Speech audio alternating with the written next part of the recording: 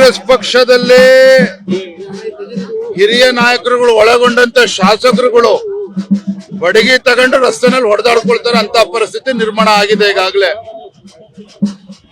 ಮುಖ್ಯಮಂತ್ರಿಗಳು ತಮ್ಮ ಸ್ಥಾನವನ್ನ ತ್ಯಜಿಸಬೇಕು, ತಾವು ಮುಖ್ಯಮಂತ್ರಿ ಆಗ್ಬೇಕು ಅಂತೇಳಿ ಡಿ.ಕೆ. ಶಿವಕುಮಾರ್ ಹೋರಾಟವನ್ನು ಈಗಾಗಲೇ ಪ್ರಾರಂಭ ಮಾಡಿದ್ದಾರೆ. ಬರೋದ್ರಿಂದಲೇ ಅದು ಯಾವ ಮಟ್ಟಕ್ಕೆ ಹೋಗ್ತದೆ ನೀವು ಊಹಿಸ್ಕೊಳ್ಳೋಕ್ಕೂ ಕೂಡ ಸಾಧ್ಯ ಇಲ್ಲ. ಅದರ ಪ್ರಯೋಗವಾಗಿ ಇವತ್ತು ಹಾಸನದಲ್ಲಿ ಮುಖ್ಯಮಂತ್ರಿಗಳು ತಮ್ಮ ಕುರ್ಚಿಯನ್ನು ಉಳಿಸ್ಕೊಳ್ತಕ್ಕಂತ ಸಲುವಾಗಿ ಡಿ.ಕೆ. ಶಿವಕುಮಾರ್ ಅವರನ್ನು ಕೂಡ ಬದುಕಿಟ್ಟು ತಮ್ಮ ಶಕ್ತಿ ಪ್ರದರ್ಶನ ಮಾಡಕ್ ಹೊರಟಿದ್ದಾರೆ. ಹಾಗಾಗಿ ಡಿ.ಕೆ. ಶಿವಕುಮಾರ್ ಕೂಡ ಅವರ ಕೋಟೆಯಲ್ಲಿ ನುಗ್ಗಿ ಅವರು ಕೂಡ ಸಭೆಯಲ್ಲಿ ಭಾಗವಹಿಸಿದ್ದಾರೆ. ನೋಡಿ ಬರೋದ್ರಿಂದಲೇ ಯಾವ ರೀತಿ ಬದಲಾವಣೆ ಆಗುತ್ತೆ. ಪರಮೇಶ್ವರ ಅಸಮಾಧಾನ ಸರ್, ಪರಮೇಶ್ವರ ಅವರಿಬ್ರು ಬೇಕಾದ್ರೆ ನಾವೇನ್ ಮಾಡ್ಬೇಕಂತ ಅಸಮಾಧಾನ ವ್ಯಕ್ತಪಡಿಸಿದ್ದಾರೆ. ಬಹಳ ದೊಡ್ಡ ಮಟ್ಟದಲ್ಲಿ ಅಸಮಾಧಾನ ಸ್ಫೋಟ ಆಗ್ತದೆ ಕಾಂಗ್ರೆಸ್ ಪಕ್ಷದಲ್ಲಿ. ವಿಜಯೇಂದ್ರ ಹೇಳಿದ್ರೆ, ಬಿಜೆಪಿ ಅಧ್ಯಕ್ಷ ಹೇಳಿದ್ರೆ ಯಾರು ಕೂಡ ನಂಬ್ತಾ ಇರ್ಲಿಲ್ಲ, ಟೀಕೆ ಮಾಡ್ತಾ ಇದೀವಿ ಅಂತ ಹೇಳ್ತಾ ಇದ್ರಿ. ಆದ್ರೆ ಈಗ ನೋಡಿ ಬರೋದ್ರಿಂದಲೇ ಯಾವ ರೀತಿ ಕಚ್ಚಾಟ ಶುರುವಾಗಿದೆ. ಈಗಾಗಲೇ ಯಾವ ರೀತಿ ಬಡದಾಡ್ಕೊಡ್ತಾರೆ ನೋಡ್ತೀರಿ.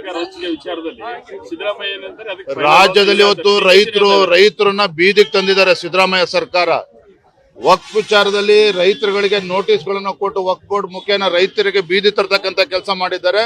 ಇವರು ಅಧಿಕಾರದ ಕಚ್ಚಾಟದಲ್ಲಿಗೆ ಮುಳುಗಿದ್ದಾರೆ. ಈಗ ಇವತ್ತು ಭೀಕರ ಇವತ್ತು ನೋಡಿ ಈ ಭಾಗದಲ್ಲಿ ಓಡಾಡ್ತಾ ಇದ್ದೇವೆ. ತೊಗರಿ ಇವತ್ತು ರೈತರು ಸಂಪೂರ್ಣವಾಗಿ ಪರದಾಡ್ತಾ ಇದ್ದಾರೆ. ಪರಿಹಾರ ಕೊಡ್ತಕ್ಕಂತ ಯೋಗ್ಯತೆ ಕಾಂಗ್ರೆಸ್ ಸರ್ಕಾರಕ್ಕಿಲ್ಲ.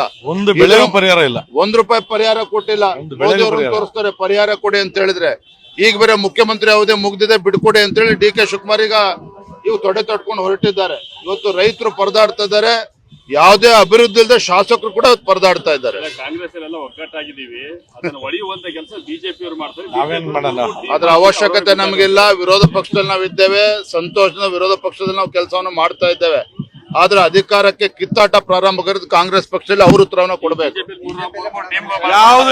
ಎಲ್ಲವೂ ಸರಿ ಹೋಗ್ತಾ ಇದ್ದಾರೆ ಅಂತ